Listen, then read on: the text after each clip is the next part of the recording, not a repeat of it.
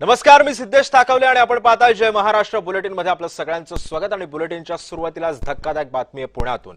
नराधव भीमराव कांबळेची मध्यरात्री घटनास्थळी पाहणी करण्यात आली आणि एक धक्कादायक बाब सुद्धा आता या प्रकरणी समोर येते। मुलीच्या छातीवर जोरदार बुक्क्या सुद्धा या नराधमानं मारल्या होत्या। नराधमानं या छातीवरती तिच्या बुक्क्या मारल्या आणि त्यानंतर त्या मुलीचा मृत्यू झाला की नाही हे बघण्यासाठी छातीवर त्यानं बुक्क्या सुद्धा मारल्या होत्या। ससून रुग्णालयाच्या प्राथमिक अहवालातून ही माहिती आता समोर येते आणि या संदर्भामध्ये अधिक माहिती जाणून घेऊया तर माझा सहकारी प्रीतम पुरोहित सध्या आपल्या सोबत आहे। प्रीतम, अतिशय धक्कादायक खुलासे म्हणजे काल सुद्धा पोस्टमॉर्टमचा अहवाल आला होता आणि त्यानंतर सुद्धा अनेक धक्कादायक बाबी समोर आलेल्या होत्या आणि आता सुद्धा एका अहवालामधून अशी बाब समोर येते की जेव्हा त्यानं तिच्यावरती ते अनैसर्गिक कृत्य केलं आणि त्यानंतर जेव्हा त्याची खात्री पटत नव्हती की ही मुलगी मेली आहे की नाही तेव्हा तिच्या छातीवरती बुक्क्या मारण्यात आल्या। अतिशय वेदनादायी ही बातमी आहे। आणखी कोणकोणते पुरावे किंवा खुलासे या रिपोर्ट नंतर सध्या समोर येतात, काय माहिती आहे?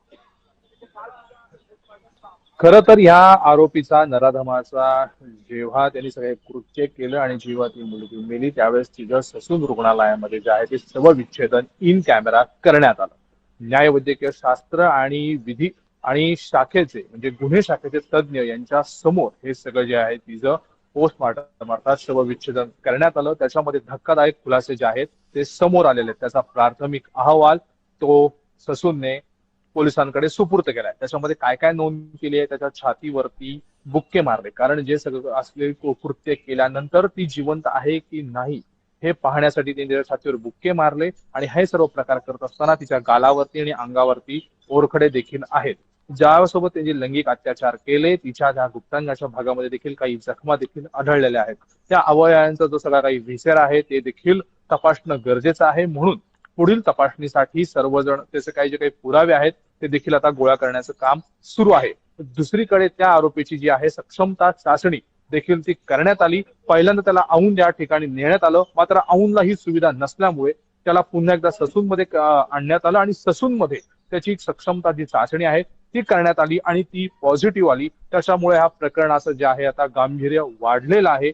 पोलिसांनी देखील ग्रामीण पोलिसांनी देखील एक विशेष तपास त्याच्यामध्ये पथक तयार केलेलं आहे। ते तपास त्या आरोपीची चौकशी करताय, नातेवाईकांच्या आणि घटनेशी संबंधित सर्वांचे जबाब नोंदवण्याचं काम करत आहे। दुसरीकडे फॉरेन्सिक टीम देखील आपली सगळी तपास यंत्रणा लावून अनेक गोष्टी पुरावे गोळा करत आहे। मात्र ज्या मुलीवरती लैंगिक अत्याचार झाला हे आता निष्पन्नास आलेलं आहे आणि हे सर्व पुरावे ससून 7 तारखेला पोलिसांकडे सुपूर्द करतील आणि पोलीस 7 तारखेला पोलीस कस्टडी संपल्यानंतर ते कोर्टापुढे सादर करतील। नक्कीच प्रीतम, तू सोबतच राहा, आणखी काही बातम्यांचे अपडेट्स मला तुझ्याकडून घ्यायचं।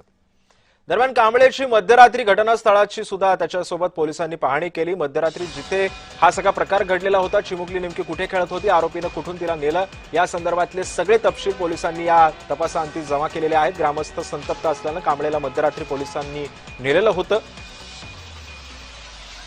आणि या संदर्भामध्ये अधिक माहिती जाणून घेऊयात। माझा सहकारी प्रीतम पुरोहित सध्या आपल्यासोबत आहे।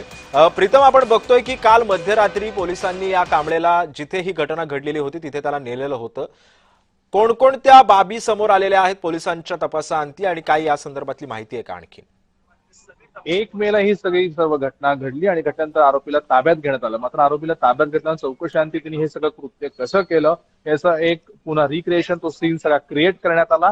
कोणताही अनुचित प्रकार घडू नये, कारण ह्या प्रकरणामुळे गावकऱ्यांमध्ये आणि समाजामध्ये संतप्त लाट आहे। त्याला लोक काही जीवे मारू पाहत आहेत, काही लोकांची मागणी त्याला फाशी द्या। त्यामुळे घटनेचं गांभीर्य ओळखून पोलिसांनी मध्यरात्री सगळा हा सीन क्रिएट केला। त्याला ज्या ठिकाणी त्या मुलीसोबत त्याचं पहिलं बोलणं झालं तिथून त्याला घेऊन ज्या ठिकाणी सर्व कृत्य केलं ती सर्व जी आहे ती ट्रायल घेण्यात आली। त्यांनी शेव आणि रेवडीचा आमिष दाखवून त्या मुलीला गोठ्यामध्ये नेलं, तिच्यावरती लैंगिक अत्याचार केला आणि तिचा आवाज येऊ नये म्हणून तिच्या तोंडामध्ये सॉक्सचा बोळा करून तो कोंबला। त्याच्यानंतर लैंगिक कृत्य केलं। कृत्य केल्यानंतर त्यातच ती मृत पावली हे देखील आता तपासामध्ये समोर येईल। मात्र ती जिवंत आहे की मेली हे बघण्यासाठी तिने छातीवर बुक्के मारले आणि त्यातूनच हे सर्व प्रकार घडला। पोलिसांनी हा सगळा काल सीन क्रिएट केला। जवळपास 200-300 पोलीस हे सर्व सोबत होते।